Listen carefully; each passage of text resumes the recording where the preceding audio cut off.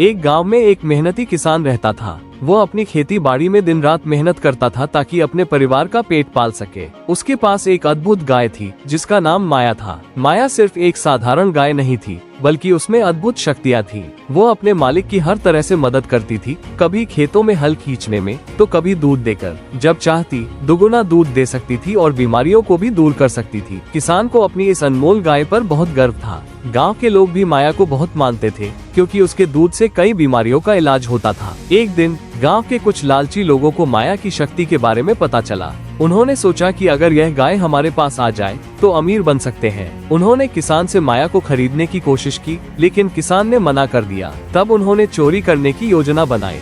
रात के अंधेरे में वे चुपके से किसान के घर आए और माया को खोलकर ले जाने लगे। लेकिन जैसे ही वे गांव से बाहर निकले, माया ने अपनी शक्ति से एक तेज रोशनी फैलाई और सभी चोर अंधे होकर गिर पड़े। किसान भी उस रोशनी से जाग गया और दौड़कर आया। उसने देखा कि चोर जमीन पर गिरे हुए हैं और माया सुरक्षित खड़ी है। गाँव वालों ने उन चोरों को पकड़ लिया और पंचायत में ले गए। पंचायत ने चोरों को कड़ी सजा दी और किसान की ईमानदारी और माया की चमत्कारी शक्ति की सराहना की। इसके बाद किसान और माया खुशी खुशी रहने लगे और गांव के लोग भी समझ गए कि लालच बुरी चीज है। माया की कहानी पूरे गांव में प्रसिद्ध हो गई और लोग उसे प्यार और सम्मान देने लगे। इस कहानी से हमें ये सीख मिलती है कि मेहनत और सच्चाई का हमेशा विजय होती है, जबकि लालच और बेईमानी का अंत बुरा होता है।